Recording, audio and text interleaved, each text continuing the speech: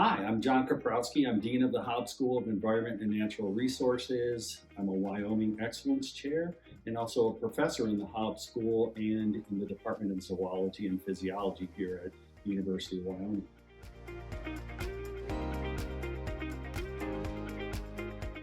Computing is pervasive in my life, from the administrative aspects of what I do, obviously things like Zoom, and working with databases and word processors and those kinds of things are very routine in the kinds of things that we do.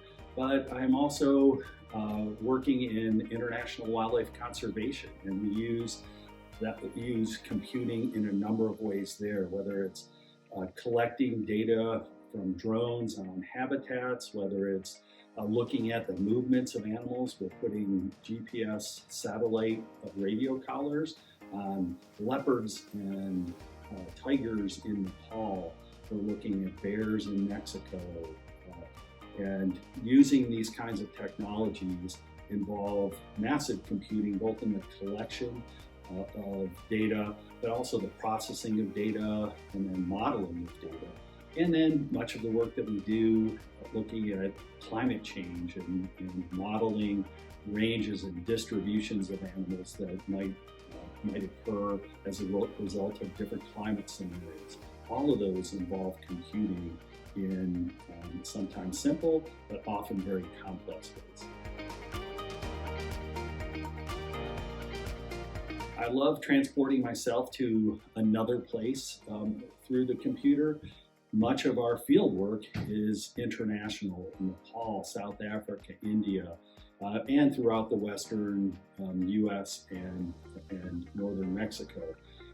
The ability to visit those sites using Google Earth or Google Maps and see what our field sites look like while my students are working there, or to even collect data that we might use for some of our presentations and data analysis, to looking at all of our wildlife camera data. Much of what we do involves sampling biodiversity in these remote natural areas that spread around the globe, and the ability to download that remotely in some cases, but to just flick through the imagery that we've collected to look at biodiversity and just kind of immerse myself in a faraway land or a nearby forest for one of our projects is just a wonderful way to stay connected, and the computer allows us to do that.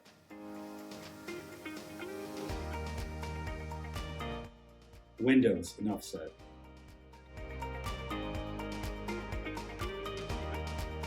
I would love a keyboard shortcut that would tell me if someone is going to be a good partner or not. In so much of what we do in the environment and natural resource work, it involves good partnerships to really be impactful.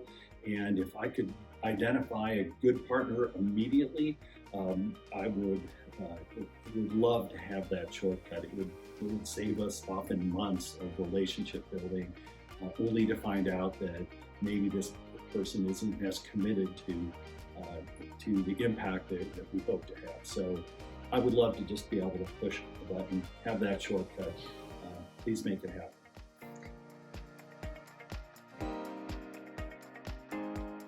I love Google Translate. I do a lot of international work, and the ability to communicate with people through Google Translate, where they can translate something from their language into English or vice versa.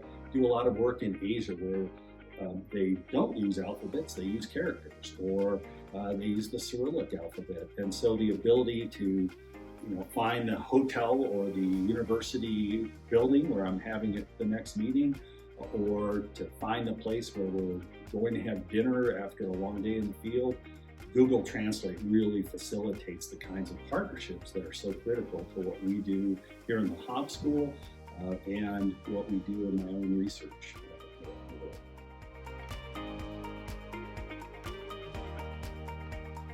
AI is pervasive already in our society. I think everyone can see the positive, the benefits that can come from the use of AI, but we also know about the challenges that have been in the news quite a bit recently.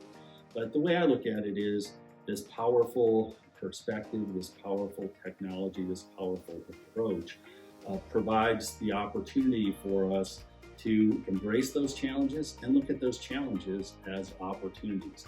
How do we use AI to be better teachers in the classroom, to reach out to the state in our outreach and service, and to make our research as impactful as possible?